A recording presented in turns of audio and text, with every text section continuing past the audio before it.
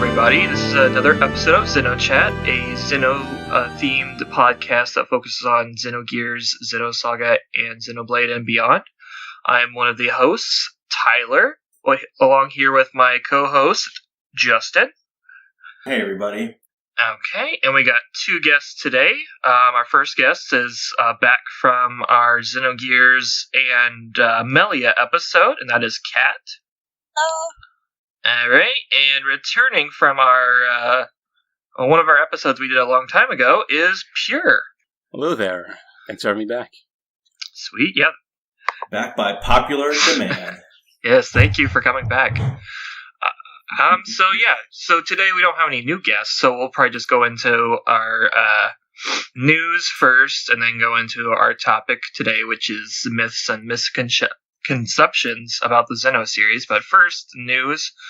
I was really fearing about there not being any news, but then yesterday they showed off the Cosmos RE figure, and I am so excited about that. Yay! I'm happy for y'all. I'm happy, but my wallet's not happy.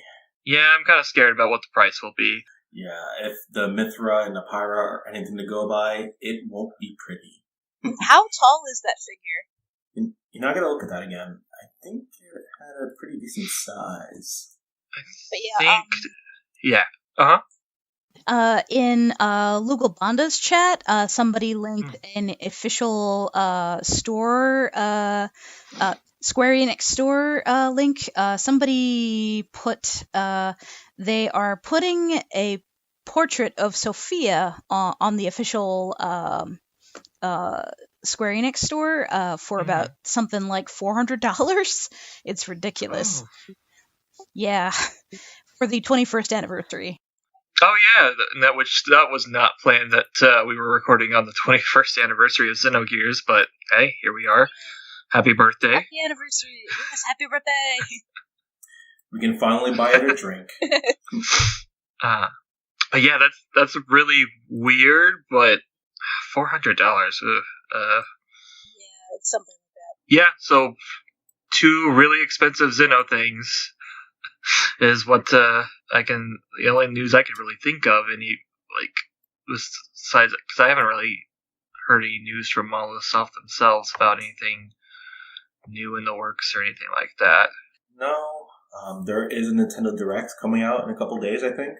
But who knows if there's going to be anything announced there. Now, is that official, or is that still just a rumor? I thought someone confirmed it, but I could be wrong. My uncle, who works at Nintendo, confirmed it. Yeah, basically. Well, there's I just saw something on Twitter, so I didn't bother to check if it was true or not. The art book comes out in like a day and a half. Oh yeah. Is that with the delay? Or that's with without the delay. It? Oh, that's with the delay, okay. Okay, sweet. I honestly forgot. I'm sorry, what? I honestly forgot that it was still coming my way, because when that link went up the first time, I slammed the button. So my pre-order is gotten, and hopefully it will get to me before my birthday, and that'll be nice. But the way I process pain is I order something and forget about it until I get it. Well, nice. Congrats. I look forward to seeing you. Hopefully you'll be getting it soon. Yeah. I think it's still the 12th, unless they move it back. But yeah. Okay. But I did order it direct off of Amazon JP, so it is coming from Japan. So I do have Japan shipping time or whatever. Okay.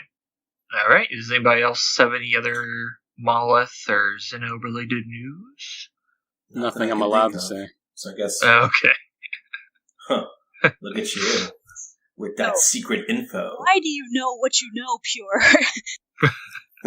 Pretty sure you can't answer that, but I kind of said on the other episode, but it's nothing interesting. Okay, all right. I'll have to go back through that audio, because I think I fell behind listening to things because work picked up for me. So I still have to go back through your second episode to find that. Oh, well. What second episode?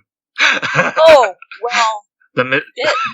Well, actually, we can probably say this now, but hopefully by the time that this episode is up, the second part of Pierre's episode will be out. See, I should have made a list of that. But then when is the Melia episode coming out? See how weird our timeline is? At first, I was like numbering episodes before they came out, but now I just call folders just like the Melia episode, or because otherwise I've gotten the numbers all mixed up. Well, think of it this way. Now, like when we do this, our 5 fans will not know when we record. Oh, see, what if this goes up before those, and you just spoil that there's a Melia episode? Because I totally forgot like what you were doing, because I have been so busy since we recorded the last one, which is partly why the second part took so long to get out, that I just haven't had the chance to even like listen to any of them. Like that's how busy I've been. It's been terrible. Yeah, well, October's always busy, and then November hit, and like, I don't talk about my personal life too much, but it's just, it's been hell. Like, it's getting a little better, but it has been so busy, constantly, just constant. Well, hopefully you'll get a reprieve soon. I totally know what it's like to be stupid busy. We have overtime kicking up for my job, and I'm just going to be completely offline for all of March, probably. So that won't be fun. Well, March is when, because I put basically all of my Xeno projects on hold, and I'm working on something more specific. I'm working on one Xeno thing right now, and I put everything else on hold. So March would probably be the month where I'm really working on that. And it's weird. I'm actually excited to work on it, unlike everything else. It's very strange to be excited to work on something Xeno related, but it's definitely it's actually quite different from everything else I've been working on. It's a lot more creative, I guess. I think a lot of people, I think a lot of people like it. So I don't want to say too much though. Okay. I totally understand. All right. Okay. Well, then, let's not speak of old episodes. Let's speak about today's episode, which is today we're focusing on myths and misconceptions about the Xeno series. So basically, go on. Known as rumors and lies. I think this is, that talking about production was one thing. This is like, you ever have that moment you're just outside and maybe you're buying some groceries or something. You just think of something that makes you genuinely upset. Oh yeah, all the time. Well, and your day's just ruined. You're just walking through those aisles, you're buying those oranges, and you're just in a bad mood for some reason. You have no idea why. Son of a bitch! Yeah, that's me with these weird misconceptions. These things are... there's a reason why I don't join any Xeno communities, because something's gonna pop up, and it's gonna be completely innocent, and I'm still gonna somehow just be put in a bad mood. So it's just... Oof. Totally understand. Totally right there with you for most of these. Yeah, I mean, the main reason why I wanted to do this episode, because I was listening to a podcast. I don't know if I should mention the name of the podcast, but it was just like, it was about Evangelion, and it was like, I like Evangelion, so, it's like one of my favorite animes, so I was like, oh, this is an interesting podcast discussing Evangelion, and then all of a sudden at the end, they just like said, Xenogears was a ripoff of Evangelion and wouldn't exist without Evangelion. I was like, what? It's just like, no. I was just going along, and this is a pretty good episode, and then you just fart at the end like that. Just let out that fart, and I'm just like, what? Yeah. What's the logic behind that? Like, it's got religious symbolism and robots. It's got to be the same. Total ripoff. I mean, if your thing, you know what? I guess G Gundam's a ripoff of Evangelion, because it's got God Gundam, it's got Devil Gundam, and giant robots and literal religion. I get. Oh wait, no. Total ripoff. Which one came out first? Now I have to remember which one came out first. I think G Gundam came out first. I know you've got some explaining to do, because apparently it's a ripoff, because it's got religion and robots. Wow. Well, I do have, I guess I should clarify with the audience, so I guess we could play a little game here for this, yes. For this episode. So I have a big list. Well, it's not as big as I was planning on it being, but I'll probably remember more things as I go along. But I have a big list of misconceptions and just things that were painful to actually type out on my computer. Yeah. And I'm gonna, I'll ask, what if you guys think it's, true or false, because some of these aren't necessarily false. I think that's what the interesting part of this. So, okay. The first one is basically, I actually wrote this down first, knowing that this was essentially the reason, because I saw you tweet, Tyler, about the Evangelion thing. So I put this one first. Just this is Xenogears Evangelion supposed connection or whatever. It's just, I know. I don't know when the last time you watched Evangelion was. I haven't watched it in over a decade, so it's Same. It's been a while. I think it's been a year or two, because of course, I love it when I force it onto other people and have to watch it with them. So it's been like a year or two. Well, I guess we could start with your take on it, because I know you're a big fan and you've seen it more recently, and I know you've seen the rebuilds. I've never seen the rebuilds, so that's even more things I'm out of the loop on. So, I won't get into that subject. So it's good that we have a fan here, because it doesn't make us just a group of Xeno people griping about it. Yeah, I do need to get around to rewatching. It's one of those. It's just been so long, and there's a lot of. I guess there's a lot of staff on it that I'm really familiar with. Shocker that I would like to see, more of their stuff and be able to recognize it more. I've always had have a lot of fun with that. So, but yeah. So what's your take on this Xenogears Evangelion thing? Why is it such a bad take? We all know it's a bad take, but why is it so woefully inaccurate? Oh, well, because well, I'm gonna get all tongue-tied. Because because the way I see it, Evangelion has religious themes in it, but they're kind of, I don't want to say superficial, but they don't really serve too much of a purpose. Whereas with Xenogears, a lot of the religious symbolism and kind of like questioning religion or structured religion kind of has more impact to the story. No pun intended. But it. I get it. I got it. Second impact. Well, but also, like with Xenogears, it kind of has more of a. Well, I'm not going to say Evangelion doesn't have like a deep lore or anything, but Evangelion's kind of more of a personal story. Though Fei Fong Wong's story is pretty personal, but I don't know. It kind of goes more into the psychological aspects of it. But otherwise, a lot of it just basically, religion and giant robots. That's the only reason people kind of tie them together, and it's ridiculous. Yeah, I'm not sure if it's my turn to speak, but the difference between the shape of the stories is huge. For Eva, it's all about Shinji's experience as a person and how he changes or doesn't change depending on the pain he's been under.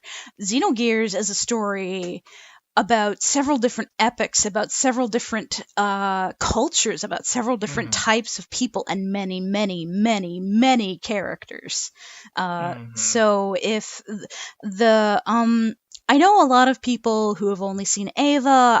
I know a lot of people who have only played Xenogears, and usually people's opinions coming from what they like is, oh, I heard this rumor that Xenogears is just a ripoff of Eva, and I love Eva, so I won't play Xenogears because I'm so loyal to Eva. And the reverse is true with a lot of Xeno fans. It's like, actually, I used to be one of those Xeno fans. It's like, oh, I won't watch Eva. I hear that it's just sort of the same thing as Xenogears, and I've already played Xenogears, and I've etc., etc. But somebody talked me into watching Ava, and I did enjoy it. But it is very different. Yeah. All right, so you know what? This whole thing about Evangelion is part of a much bigger issue with the anime community, in my opinion. Everything gets compared to Evangelion, and I'm like so sick of people going, "Oh, it's like Evangelion. Oh my goodness, Darling in the Franxx, it's like Evangelion. Oh man, Gurren Lagann, it's kind of like Evangelion. Oh, did you watch Psycho Pass? That's like Evangelion." It's like, I really hate that anytime something just happens to have any kind of psychological aspect to it, it has to be, it's like Evangelion. And I think that's exactly what's going on with Gears. They see the robots, they see the religious symbolism, they see the psychological stuff, they see the story that's, deep, and they think, oh man, this must be like Evangelion. It has to be inspired by it. It's like, why? Why does it have to be inspired by Evangelion?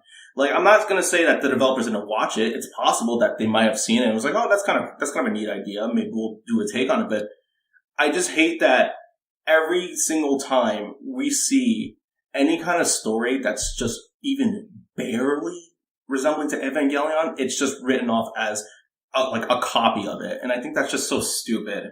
And I see that all the time with anime and with the anime community.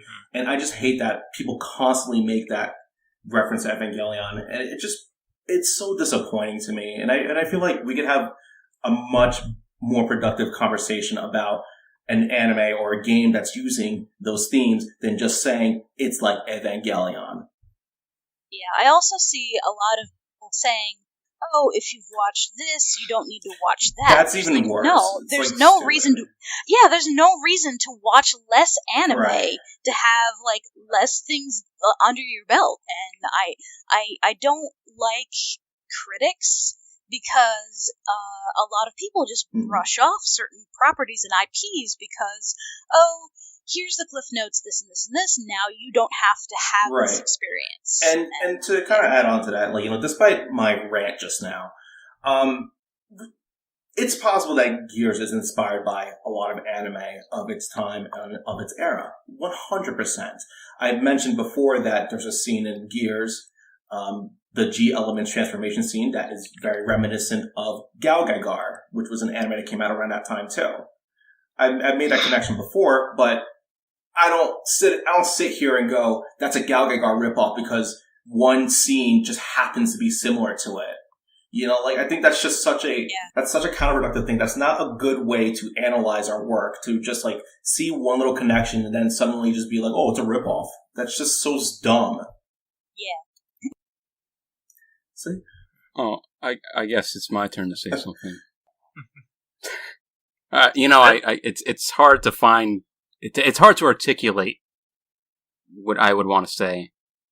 If there's anything I learned about editing those podcast episodes, is that I'm not the best at ad-libbing compared to how I actually would like to. And maybe I'm just saying that because I'm I don't know, paranoid that someone will take what I'm saying and not quite get it, because I've seen that happen so much in this fandom. It's unbelievable. But with the Evangelion thing, it's I think a big reason why even now sometimes you'll see people throw the two together is because they both have this sense of they call it the mystery box. You don't know what's inside, you never know what's inside, and they both have that aspect to them to a certain degree, and it kind of gives them. Some people might feel like it gives it like a similar aura. That's probably a big part of why. It's a pretty superficial reason. You know what?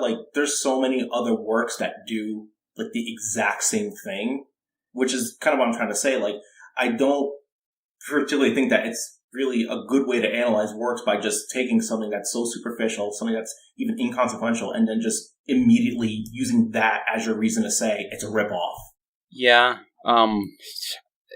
There's one more thing I want to say about it, but before that, I also want to point out that I'm not going to say that they're completely different.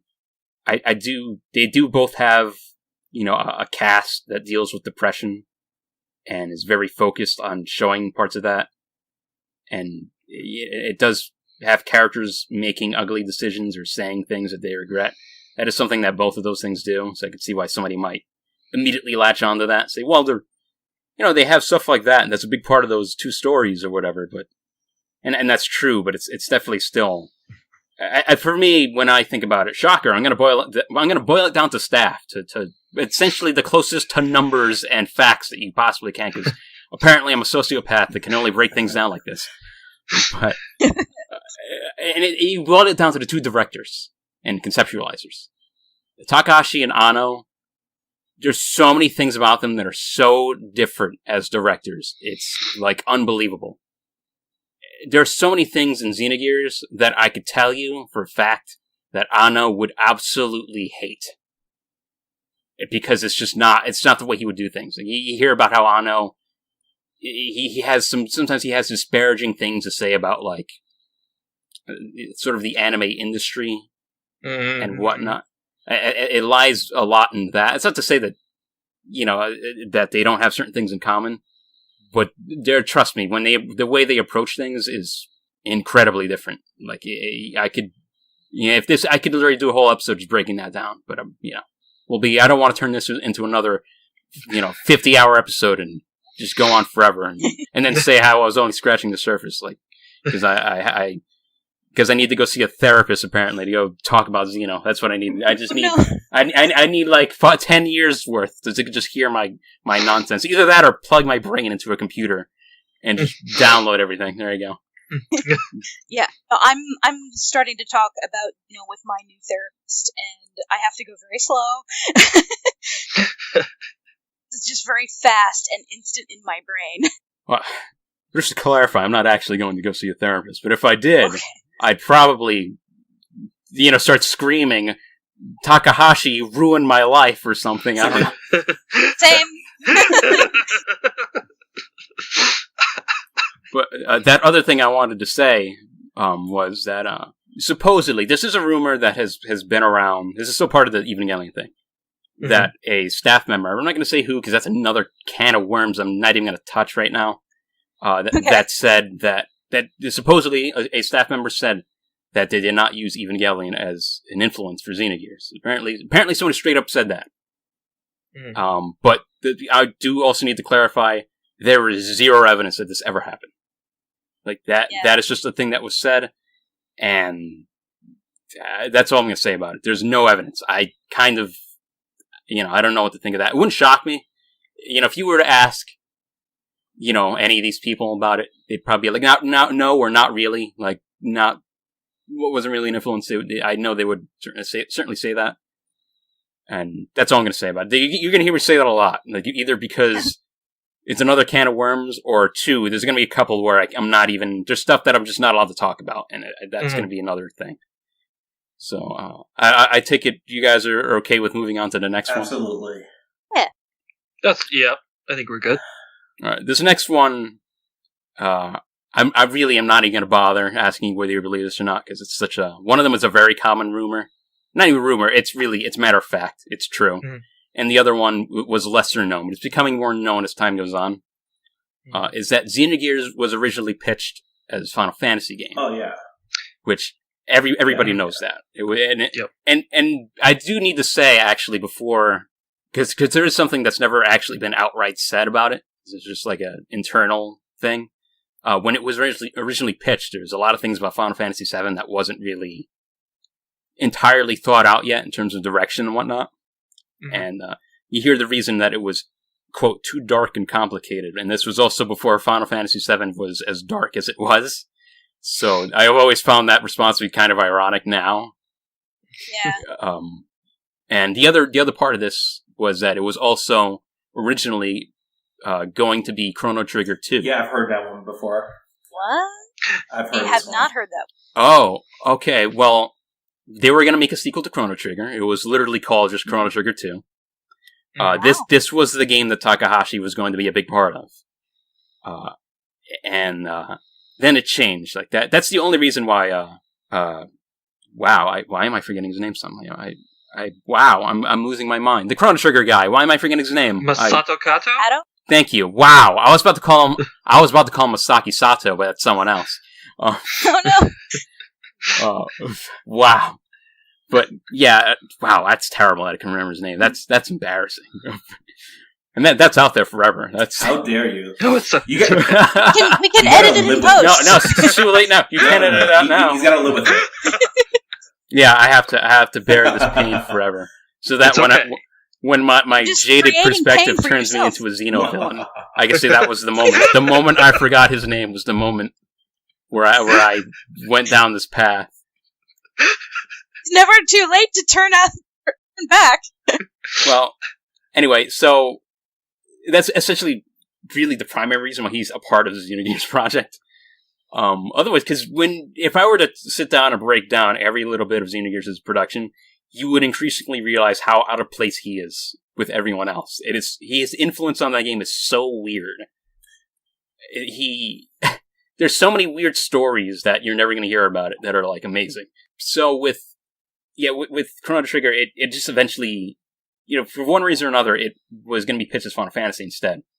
And then eventually there was like, you know what, why don't you just do your own thing? Why not just have it be your own game? And that's when it became Xenogears. The name Xenogears didn't even happen until way later. Like, everyone makes this big deal about the Xeno prefix. There was not that much thought put into it. It was just... like, Takahashi tried to give sort of an explanation that's completely reasonable, and I'm sure that was a part of it. I also have no doubt that the other part of it was Xenogears just sounds cool.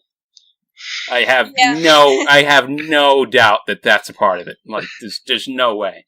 But yeah, it did start out as Chrono Trigger 2, and then pitched as Final Fantasy, and then Xenogears. The game kept changing so much. Like, it was... I guess I could lead this into another thing. I didn't write this one down, but I guess. I wonder if those ties to Chrono Trigger... I wonder if that's the reason why Luca appears in Xenogears. Also makes me think about the different time periods in Xenogears. Like, this was Chrono Trigger, being able to jump between all the different time periods in Xenogears, like you can in Chrono Trigger. That's fucking cool. That would have I feel robbed now. It might be, but it might have been like kind of inspired by maybe an idea that was pitched for when it was Chrono Trigger 2. That might, I could see that being it, but I don't know. That's another. Yeah, that's all speculation theory. At this point. Yeah. True. Yeah, I mean, Chrono Trigger, Final Fantasy VII, and Xenogears actually have a lot of weird things in common, just because they have like this weird connection. They do, and it's like you can see it in some of the things. Like I mentioned, Luca. I know like FF7 has some enemies that are straight up 3D versions of Chrono Trigger enemies. Like I think it was like the frog enemy is like the same kind of. It's like the same model. Oh yeah. Like the frog things with spears. Yeah, the best way I could explain why that is, as short as possible, is that imagine you're a producer at Square. You got like your meeting with the other producers, and you have this big board, and you're just throwing a bunch of shit at it.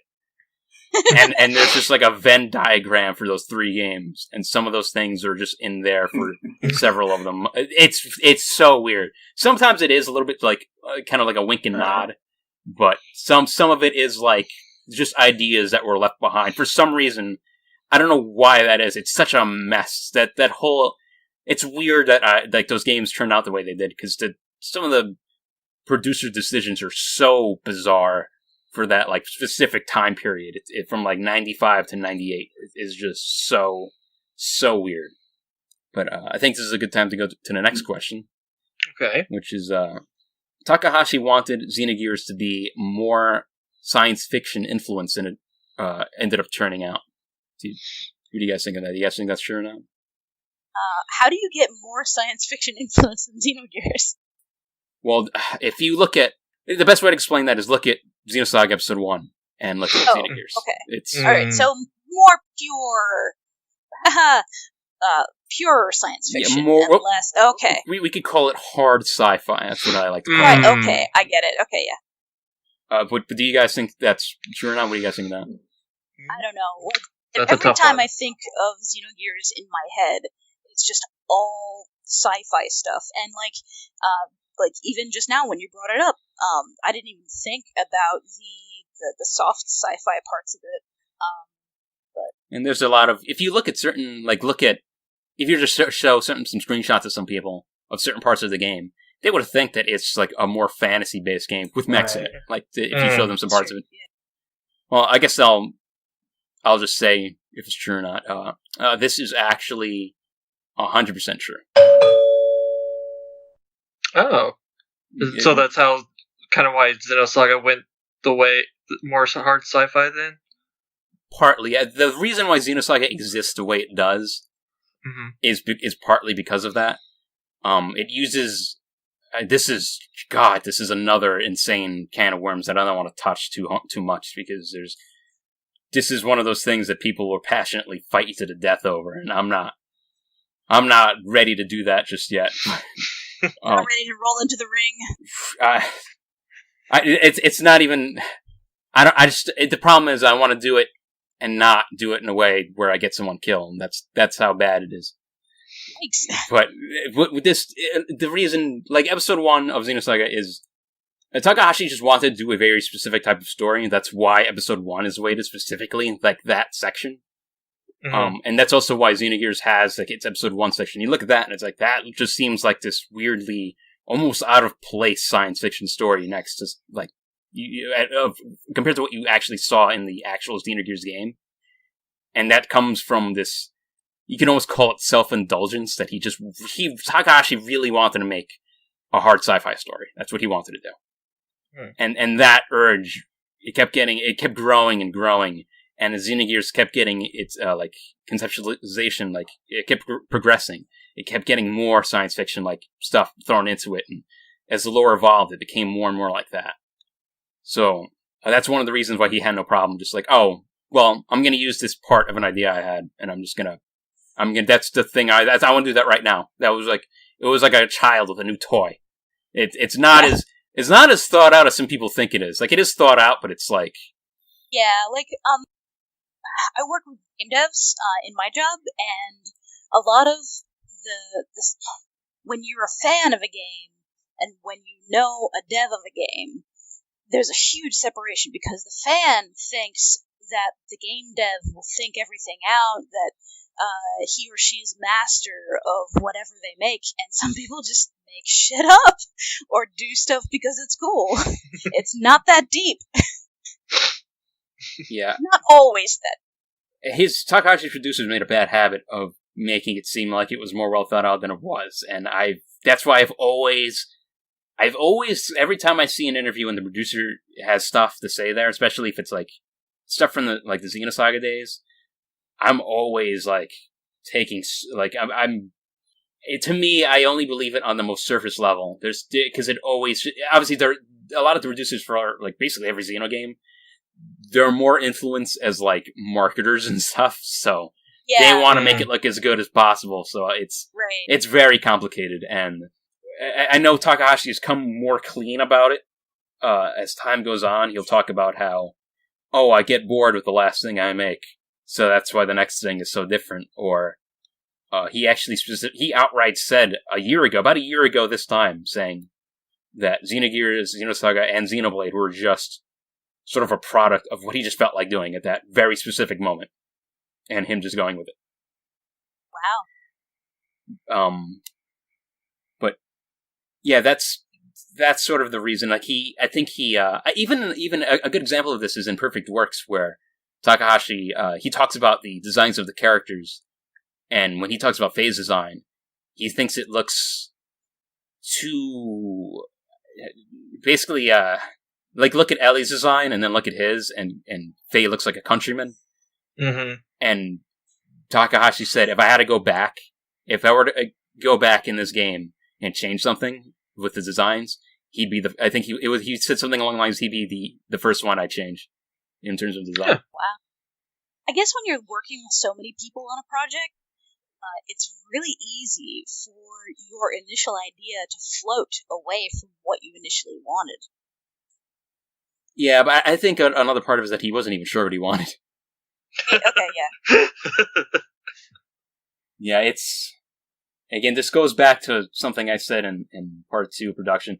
I'm not, again, very surface level way of describing it, but I describe Takahashi as, everyone thinks he's Stanley Kubrick, but he's actually J.J. Abrams and Sam Raimi. So, but I think that's enough for that little piece.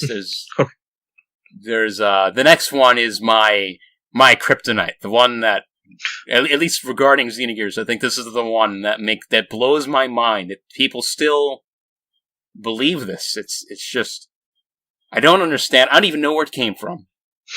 I really want to know where it came from. Just so I can have some closure in my life. I'm gonna be in my deathbed, and I'm gonna be screeching about this. It's terrible. Hear this.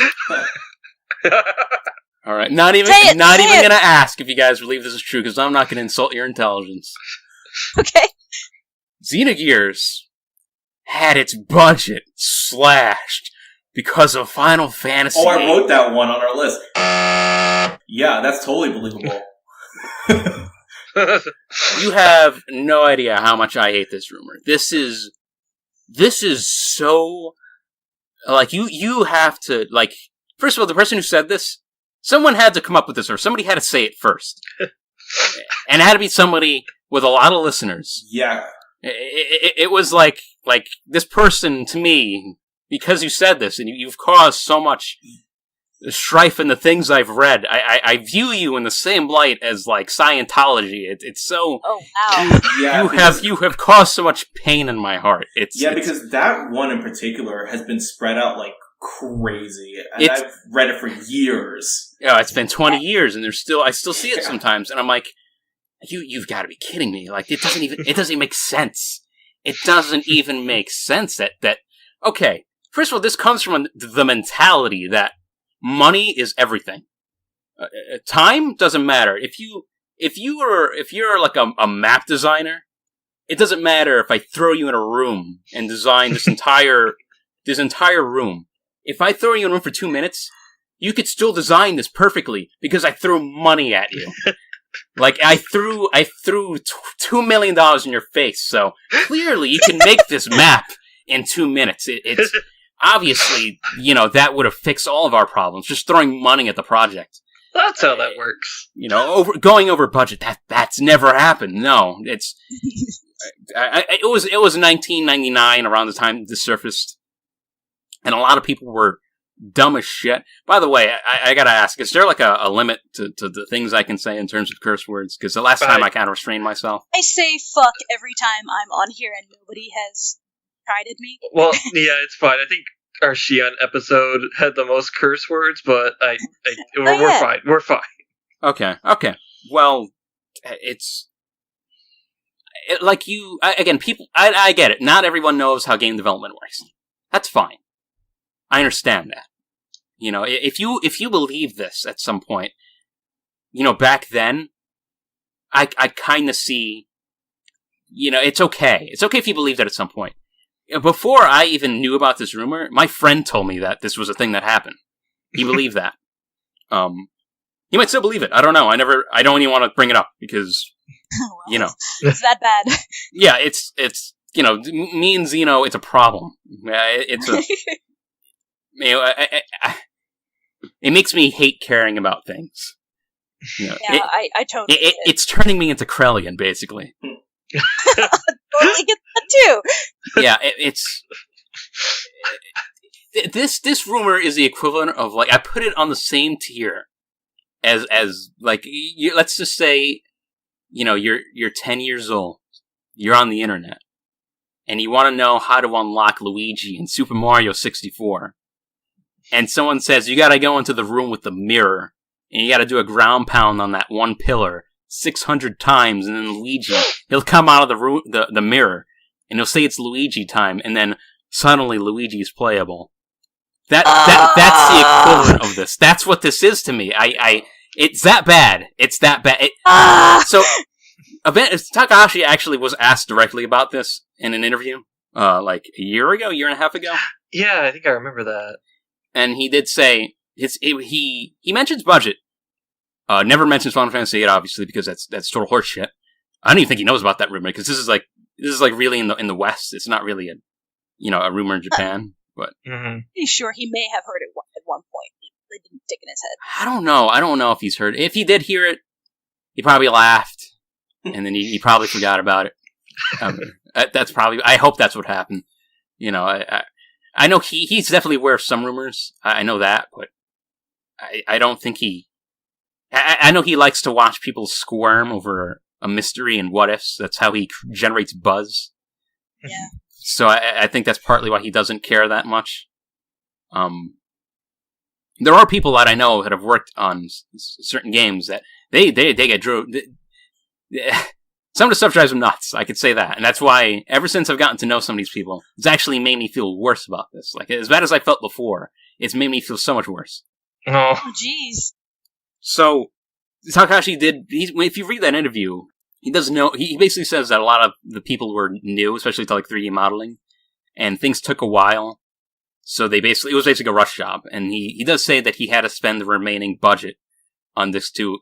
So that there's something interesting concerning money about Xenogears, is that the game was originally going to have 3D models, and eventually they went with the sprite characters that I mean, obviously the mechs were 3D, right? And for cutscenes, that's when they went to the sprites. That's when Takahashi had a desire to use animated cutscenes. This interview, I believe, is completely lost, by the way, so you'll just have to take my word for it, but I know it's a thing. This is a thing he said. This is a thing that happens. This is 100%, this is some factoids that he actually had to ask for basically a change in budget for the project. So Xenogears' budget actually went up. It didn't go down, because he had to have a separate, essentially like a separate budget to pay Gainax for those cutscenes. So the idea that the budget was slashed it's even worse than you think it is. It's even worse. Imagine that. Like, just, let's take this even further. Let's go even further with this, because clearly the budget being slashed, that must be one of the driving influences of Takahashi leaving Square. He must have been so upset. Must have been a real toxic relationship with Square if they did something like that, man. Man, what a bunch of jerks. Like, what a rotten company. So, one of the guys that worked on Final Fantasy VIII went to Monolith Soft. He's one of the earliest members of Monolith Soft, and he's one of the most important people in Monolith Soft right now. And he didn't work on Xenogears. He worked on Final Fantasy VIII. And the idea that that just makes it worse. You'd think that they would just not do that. They just sit comfy and be like, I'm gonna stay at Square and I'm gonna work on these projects that get more money, better job security. And oh, by the way, that person's not here at XenoComi, by the way. So it's just like the more you look at it, the worse it is. It just gets worse. The more it's just. I think I need to stop talking about this, because this is another one of those things. Yeah, like let's move on to the next one. Every one of these, I could do a 50-page essay on, and just how the leaps in logic and the fact that people are so passionate about this misinformation. Or I mean, they're passionate about a lot of these, but this one is just shocking. There's no evidence of this. It's completely untrue. Please stop saying it, because I swear I'm gonna be in my deathbed, and I'm gonna say I'm not letting this go. You guys are still, to the end. You guys that keep spreading this are just, yeah. Right. Next one. There are no words. All right. As a stinger for this, though, I do remember being a teenager and FF8 coming out, and FF8 not meeting my expectations. So I think one of the reasons why it's become so wildly popular is between the fandoms of FF7 and FF8, there was a lot of salt. So that's how that rumor grew, I think. So, continue. Oh, well, just in case if you didn't think fandom words were cancer enough, there you have it, folks. Oh, I know of fandom cancer. Google FF7 house. Oh, Jesus.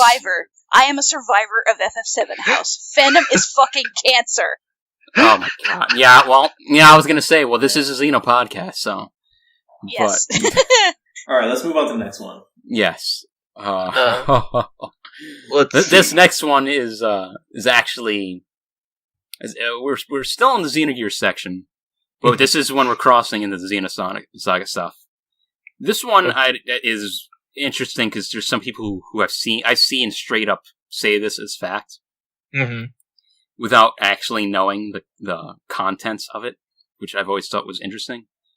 Just like the Chrono Trigger 2 thing, some people in the English-speaking fandom knew that before it was really well known at all, so that's interesting. But with this next one, some people are going to be confused by this because some people don't even know about this. The question I wrote here were Xenosaga characters Xenogears characters first? What? Okay, I gotta explain this one then. Okay, so before Takahashi and some of his other guys left Square, Tanaka uploaded some pictures of an upcoming game, and one of those characters. Well, it was only one character, and that character was Shion, and that was in 1999, which is quite a while before Xenosaga was even a thing. Yeah, it's well. There's an interesting thing about that picture, but I'll get to that in a minute. But so because of that, people have said, oh well, maybe Xenosaga characters were Xenogears characters first. That's they were planned to be a part of Xenogears or something. Basically, it's one of those. The real question is, do you believe that? And the other part is, do you believe that it was that well thought out? That Xenogears was so well thought out that was the thing? Yeah, no. You don't believe that? Okay. No, I mean, 1999. That would be a year after Xenogears, wouldn't it? Yes. Yeah, then. That doesn't math. It's not how time works. Yeah, I mean, I could believe that they might have had like a concept art that they never used, and then they repurposed that. That's 100% believable to me. But I need to point out that the concept art thing coming out in '99, that's a thing that happened. Takahashi was still Square when that came out. That's not the question. Oh, the question is that, does that mean that they were Xenogears characters first? No, I don't think so. Okay.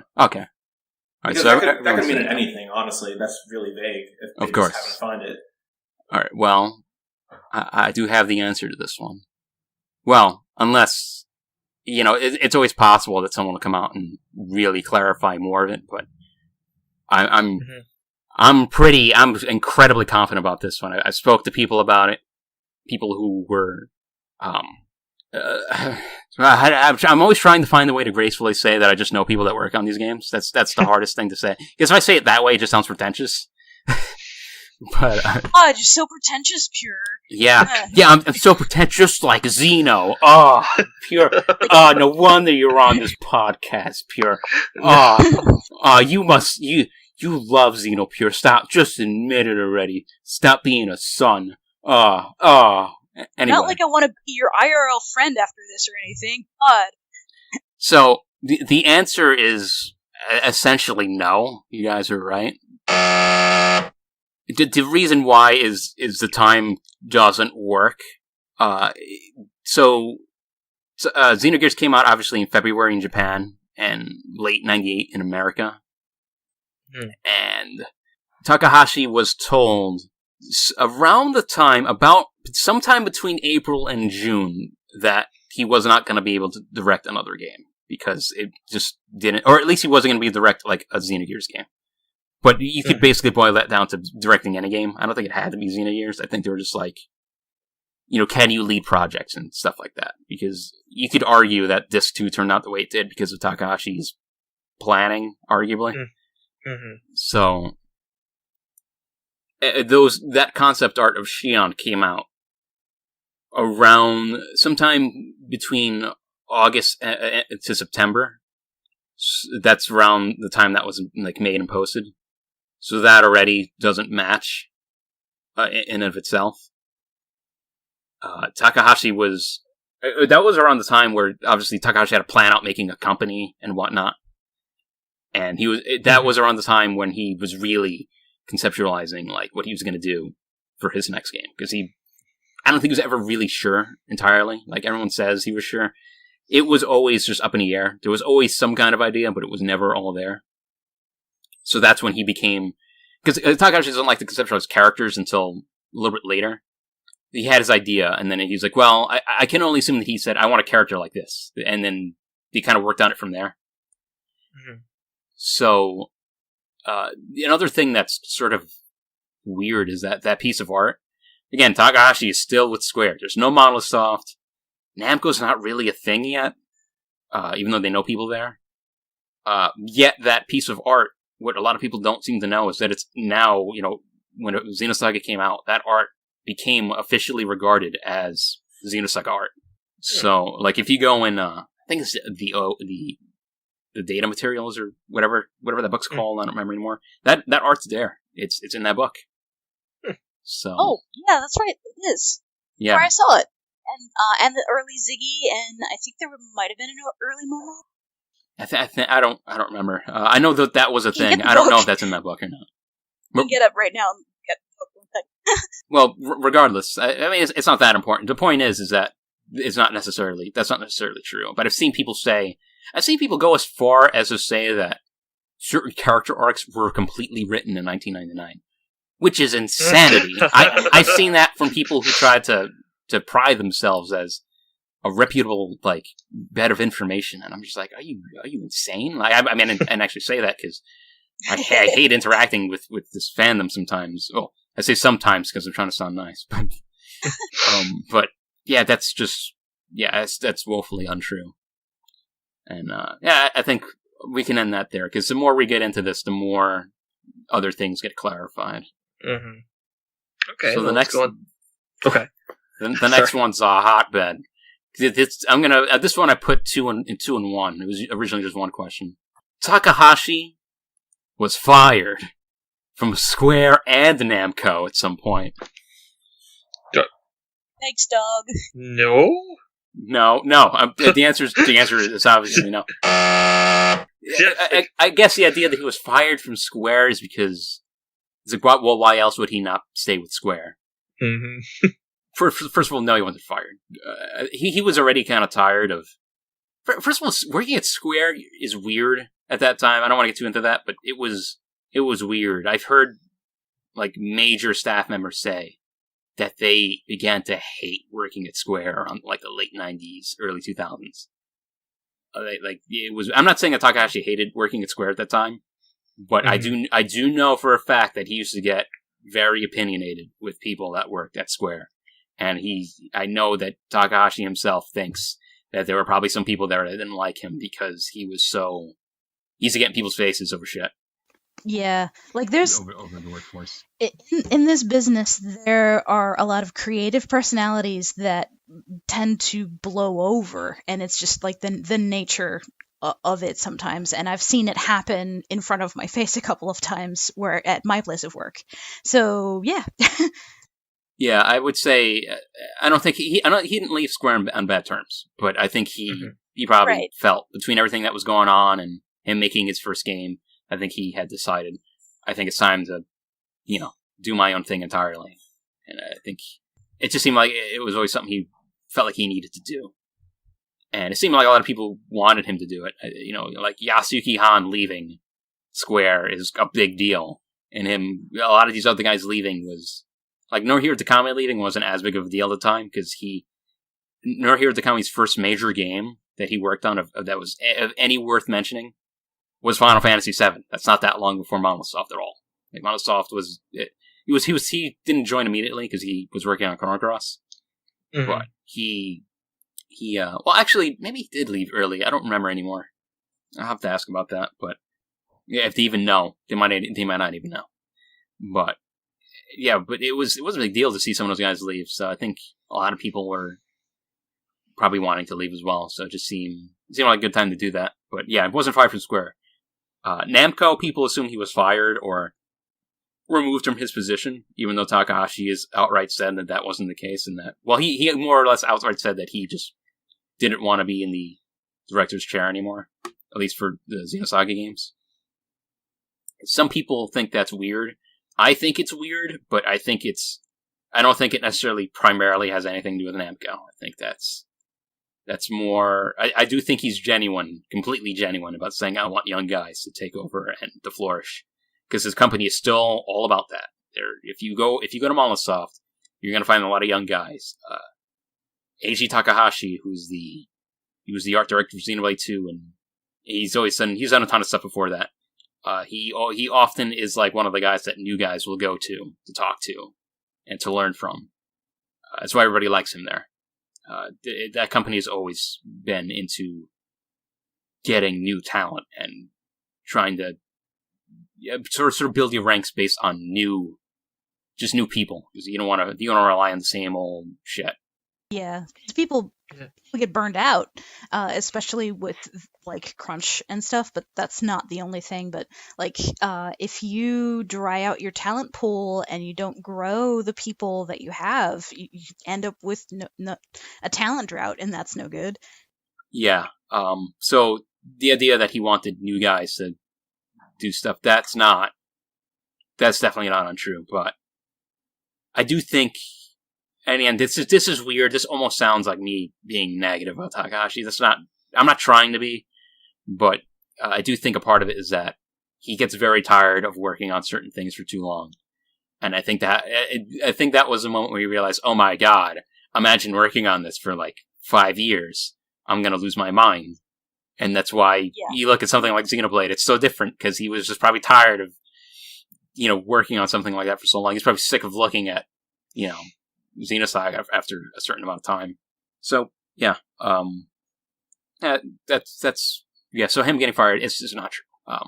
And I guess I'll be very brief about this, because I didn't write it down. People think Namco was responsible for a lot of the changes in Xenosaga 2 and stuff like that. That's not really true either. Yeah, I never believed that, actually. There was a new producer who got more involved, and that does have a little bit to do with it, but it's not nearly as much as you think it is. Right. Because I remember that rumor, too, and it never really seemed right. Like, I never really looked into it, because I never really believed it to begin with, but yeah, I'm glad that you're kind of saying it now. Yeah, it's... The thing is, the irony is that Namco was probably more involved when the first episode was around. That was when Nakamura was making... let's just say when he was around, contacting Monolith Soft was a lot better between that company. The relationship was better. When he retired, Namco was weird. It was harder to communicate better because they were going through a lot of shifts. Unless you were working on like Tekken, because Harada is another animal entirely. You're probably production for you might be a little weird in certain regards. So I feel like that's another thing to clarify. The next one, this one is just. It's basically part of the same idea, but it's this one's, I guess, is more controversial for reasons that I'm sure everyone will know as soon as I bring it up. The other one was the idea that Soraya Saga was fired, which is technically not true. You could boil it down to this: you can't really fire a freelancer that's on a per contract basis. It just doesn't work that way. Some people might consider it being fired, but it wasn't really. Like, this is not how it was. But, I mean, let me put it this way. It's weird that I guess you could say that it was weird she wasn't brought on for like later stuff, but at the same time, you could also argue she was fired in the same way that Sawano was fired for Xenoblade 2, but obviously that's not a thing that anyone says. Wait, who says Sawano was fired? No one says that. That's what I'm saying. Yeah, he's just saying that that would be like saying, "Oh, they didn't bring him back." Yeah, since he was a freelancer. Yeah, I think so. Supposedly she used the word "fired" once, but then she changed that. I guess she probably realized it sounded maybe a little ridiculous. But yeah, that's just technically not true. Like, it's just there were writers for the first Xenoblade that weren't brought back for the other. For say like Xenoblade 2, like were they fired? No. Yeah, but again, I could see why somebody might think it's weird. I think that's fair, but it's not. It's so odd that they're willing to die on that hill, because trust me, you're gonna die a foolish man's death if you're willing to die on that hill. Yeah, it's unfortunate, but yeah, it sounds like just part of the contract. Yeah. Yeah, like we have a lot of contractors, and their jobs end. They are not technically fired, and usually we ask for a lot of our contractors back if they do a good job. But if a contract ends, that's not the same as firing. All right. So this next one is we're kind of going back into preposterous territory with this one. It's not as weird as Final. Well, you know what? It is. It's weird as Final Fantasy VIII one, but I guess it doesn't make me as angry because it's like it's almost adorable that someone thinks that Takahashi is this good at his job. So the script, or at least the majority of the script for Xenosaga, was finished at around 1999 or 2000. Yeah, okay. Whoa. Whoa. Well, obviously none of you guys think that's true, thank God. But yeah, not true. What are you gonna say? I want to hear. Well, like, are you meaning like when you say the script of Xenosaga? Like, do you mean all of Xenosaga, or Xenosaga episode 1 particularly, or? Either way. No, but yeah, like really, Tyler, it doesn't matter. I mean, it's insane either way. Like, yes, we're basically just like it's about as insane as saying like, is there a satellite right now that the government built that can destroy the Earth at this very moment? Versus, is there a satellite right now that the government built that can destroy the entire galaxy? They're both idiotic and just insanity, but. People probably believe that. There's probably somebody that believes that. There's probably several thousands of people that probably believe that. But but yeah, it's a no. Again, I know where the mentality of this comes from, and I'm not even going to touch it because that's my goodness, people. I know that there are a lot of very passionate fans of Xeno, and a lot of people who give creators more credit than is actually due because they love them so much. Oh god, I'm so obsessed. I love this person. They did everything right, including like they can like pull the sun across the sky. That's why we have night and day. Well, I think a part of the mentality comes from this. Aside from the fact that people are fans of these creators, and that's fine. Mm-hmm. You be a fan of whoever you want.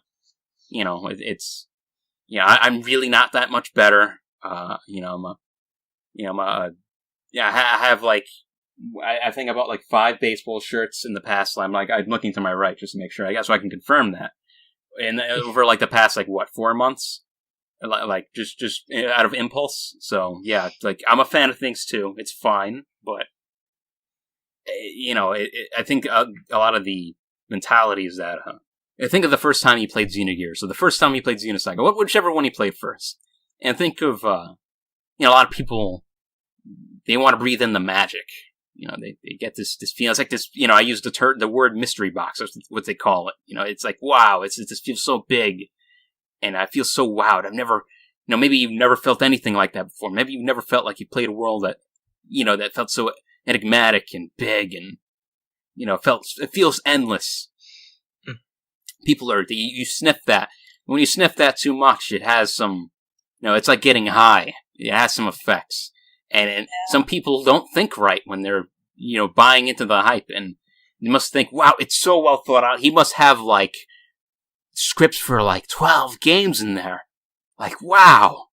There's a whole universe in there. Takahashi must be, he must have this whole thing planned out. He must be... Because, again, he makes... It kind of looks that way to some people. And I think that's fair as an initial impression. But when you really... If you're going to really sit down and think about it, it becomes increasingly foolish, and the irony is that he's actually one of the most impulsive creators I've seen in a... Well, I can't say in a while, because I've, been playing this stuff forever, but, in a long time. Oh god, I'm gonna cough. Oh no. Oh. Oh no! Oh no, that's gotta be edited out. Oh no! You're fine. You see what people are doing to me. Oh no. All these rumors are making you sick. So my throat's getting dry. I don't usually talk this much. This is what this podcast does to me sometimes. Okay. So the next one. Okay. You gonna say something more? No, I was just gonna lead us into the next one as well. Go on. This one's kind of interesting, because there is something to found this one. Mm-hmm. So it might be true, guys. This could be it right here. one of these. Well, some of these are already true, like the Chrono Trigger 2 one. But obviously, we know that Xenosaga has 3 episodes. Mm-hmm. Now, some people think that Xenosaga had as many as 4 parts officially contracted by Namco, but for some reason they just ended up doing 3, and then the 4th one, whatever plans they had for that one, when they were, even if supposedly like they had signed on to do that, like officially we have to make this. Apparently, for some reason, it just didn't happen. But there's the belief that supposedly they're going to do 4, but for some reason it was 3. Some people believe this, and there was an interview where they said, maybe we'll do. We could do 4. We're going to focus on 4 eventually. Mm-hmm. And when they said that, they weren't even thinking about doing more than 4, so they clarified.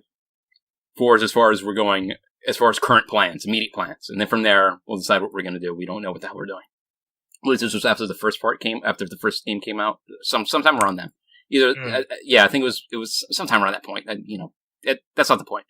Point is, do you guys think this was actually a thing? Did that actually happen? Was it officially contracted? Do you think that was a thing? I can't believe that, because every hook that they built into the previous Xenosaga games was resolved by the end of 3. Okay, I do need to... Okay, I guess I'll clarify this right now. If we're gonna take that scenario, let me put it this way. During the development of Episode 3, nothing... When they planned out development, which was around like late 2004... Well, before that, actually. It was definitely before like 2004. But they were planning out things for a while. Mm-hmm. And you plan out a scenario for what you're going to develop at that very moment. So, speaking in terms of that, Xenosaga 3 really didn't have too much sort of cut out. Every game has something cut out. But it was kind of your standard, like, there weren't as many things cut out from, like, Episode 1, where you actually see, like, cut scenes in one of the trailers and stuff like that. And Episode 2 was also kind of like that, to a certain degree. Xenosaga 3 did not have that. That being said, if the 3rd game followed the old screenplay and wanted to explore parts of that story as much as sort of what the base scenario essentially had, Xenosaga 3 would probably have, let's just say it has 8 hours of cutscenes. Let's say it would have had like 14 or 15. So that you could have easily taken that and made it Episode 3 and 4. That's how much you could have done. Like if you think that game had a lot of character development, there would have been like 3 times as much. There's so many things that are just not. Obviously it doesn't feel that way when you play Episode 3 because it feels thick anyway. It was going to be even thicker, but it just obviously that it's so impractical that it just never happened. So I do. So clarifying that, do you still think there would have been that Episode 4 was like a thing that was official at some point? I'm still skeptical. Okay. Yeah, I'm a bit skeptical on it too. Even though I know I've heard other rumors that Episode 3 would have wrapped everything up regardless, and Episode 4 would have been like a new alternate universe type of thing. I have no idea where that came from, but I've heard that rumor before too. Well, I remember they said, I don't know if this is a rumor now, that the story was originally going to be in 3 separate parts, one being the Shion arc, and then 2 other arcs after that, with a total of... Yeah, that's true, but there's 2 sides to this. There's that's true, and then there's the other side of, if you haven't properly... If the other things are so vague that they might as well not exist, that's why you never see me acknowledge it, just because it's like... If you... This is another one of those pretentious moments, but if you've seen the shit I've seen, it's like, okay, whatever. Like, you stop caring all that much about it. No, I get it. I'm not sure if that makes me pretentious, too. It's definitely kind of interesting, but it might not everyone's who might find it interesting. I'm weird. I'm that guy that, I'm that guy that salivates over staff lists and wants to talk about a staff list for a Monolith Soft game, but it can't do that right now until they reveal it. But so okay, I guess I'll say this. It's not true, but even though that interview did happen, there's a small chance that there might have been something kind of something that they agreed to that didn't fall through. But I could tell you that there was no like contract that was like, okay, yeah, we signed on to do a fourth one. I've seen people say that they read something that they said that they signed on to do for, but I can tell you that never happened. Yeah. When I was growing up, I think I heard a rumor that Xenosaga in its entirety was going to be 6 episodes, but I never heard anything. Oh, this was confirmed at any point. Well, that's true. That is true. Yeah. There's even more ridiculous rumors. I remember one from back in, like, when the saga was coming out. I remember hearing a rumor that it was going to be 6 episodes, and that episode 5 was going to be a remake of Xenogears. Oh, yeah, I have heard one too. Okay, there's again 2 sides to this. There's again, like always, there's just because these are theories that they exist in an intangible, sort of existence, kind of like the imaginary domain, but. But there's 2 sides to this, and it's the, it's so vague that it might as well not even exist, so it doesn't matter. You can't say it's actually planned because it's just such a weird thing. Also, so they had a good relationship with Square. I'm going to just say it. Square would not just sit there and say, yeah, you're going to remake one of our games to that level, or make it so similar to our game that, right. I mean, you could try to make it like based on like an idea and a concept, but it's still... I think the other part is, and this comes from people that have just worked with Takahashi, that just says he hates doing the same thing twice at that level. Like, obviously he's done certain ideas twice. You look at Xenoblade 2, and it's just, there's so much shit that I've seen before that it's like, oh, I've seen that before. Like, okay. Like, it's everywhere. But to that level, the only time that ever happened was Xenosaga DS, and there was an ulterior motive for that, and that was working with the hardware and getting to know one of the writers. And I think Namco had something to do with it. I mean, I'm sure Takahashi weren't happy to work on that, but that's a different story altogether. So yeah, that was never official that there was ever going to be 4, even internally. Mm-hmm. I think it was just an ideal thing to do. It just didn't happen. To me, the perspective of developing these games, it's so weird that I can't say whether that's a good or bad thing. Like, it's just. Everyone says, "Well, that would have been the great thing." I'm just like, trust me, I have no idea. I've seen enough to know that I have no idea. It's one of the more you know, the less you feel one way or the other about that thing. It's so. That's the best way I could say that. Yeah, the way you talked, it's like, do you think Takahashi would have even wanted to do like all 6 games in the series? Well, let's just make a hypothetical universe where the Xenosaga games sell. Like, they sell 3 million copies each. Let's say it's still 3 games. They make those 3 games. Mm-hmm. I don't know if after the 3rd one, if he still makes another one, because I know for a fact he's going to be so tired of it. But I could see him stopping and going back to it later. I could see that. That's what I would think would happen. That's what I think would happen. If Namco lets him, Namco might be like, man, look at this Xenosaga stuff. It's selling like crazy. Look, it prints money. You gotta make more, or else you're fired. Get someone else on it. Oh God, yeah. We'll get Harada on it. Actually, I don't know how Harada would do it. I think he's great. I don't know how he could do an RPG. That'd be weird. It'd just be a fighting game. Yeah, all right. Then it was like a fighting game. Yeah, it'd be like I would play as Harada Xenosaga fighting game. So, yeah, that's that. I guess I'll bring this one up now. Another one that just came off the top of my head. This one's quick. We know that Takahashi was more involved with Xenosaga DS than he was with, like, say, episode 2 and 3. Mm-hmm. But still not to some crazy degree. It was more just supervising what the writers are doing. Mm-hmm. The misconception here is that some people, I've even seen like some sites that for crediting, credit Takahashi as the director of that game. He is not the director of that game. So I can't even remember who the hell directed it anymore. I it's not that important anymore. But yeah, he did not direct it. He also did not direct Pied Piper. A fun fact: Pied Piper was not directed by a Monolith Soft employee. It was directed by a Namco employee. So, yeah, besides Soria Saga, I don't really know too much about like the staff for Pied Piper. Well, a lot of Namco. It's people were busy. Balance Soft was busy. So, okay. What's the next one? I don't even. Okay. Oh, this one. This one's actually kind of interesting.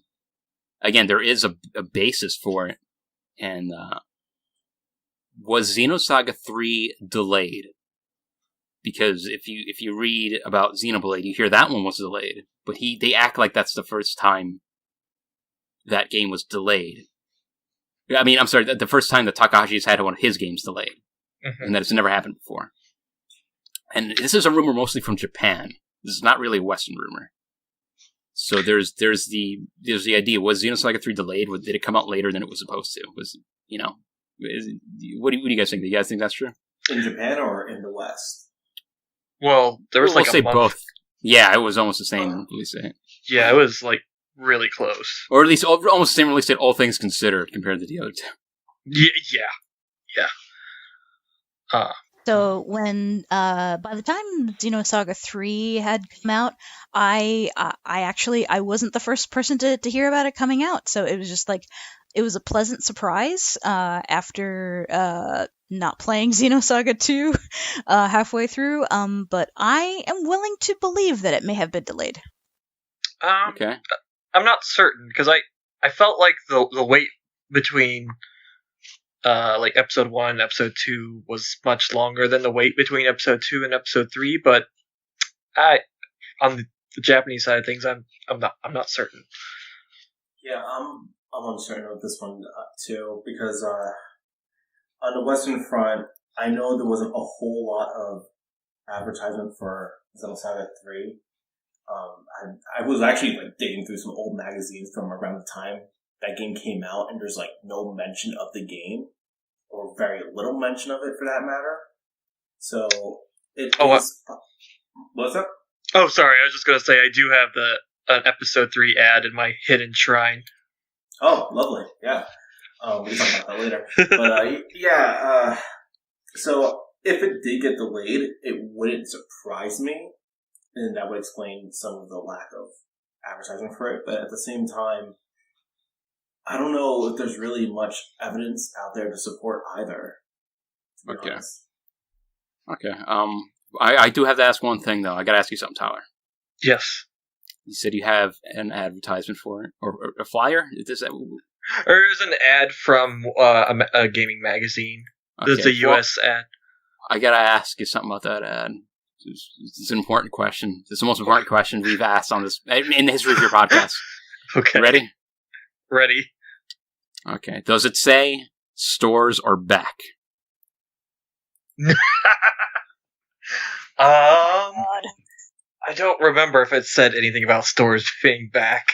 Okay. I always thought that was the greatest thing. That was like this big like marketing campaign. Like, oh, Xenosaga 3 is this epic game. How are we going to promote this?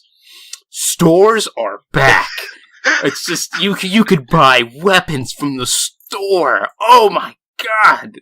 You can buy and sell.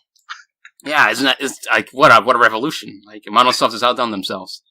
Wow, I don't even know. It's just incredible. Not since Ocarina of Time has there ever been such a revolution in gaming. You no longer have to pay off Matthew's debt with a bartering system. Oh my goodness!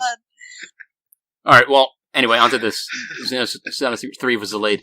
Well, I can say that it was never officially delayed, but speaking internally, within the deep trenches of these companies, I can say that it's sort of unofficially delayed. It was, in a way. And there is some evidence of this in the public. There's one evidence of it in the public. In a Japanese magazine. And it says, in the magazine, it has a sort of a planned release date. Not an actual, a straight-up release date, but it says when to expect the game. And it wasn't that long before the game. I think it was like maybe early 2006, maybe late 2005 that this ad came out. I'm gonna assume like 2005. And fun fact, that's the most recent beta I have of Xenosaga 3 is from late 2005.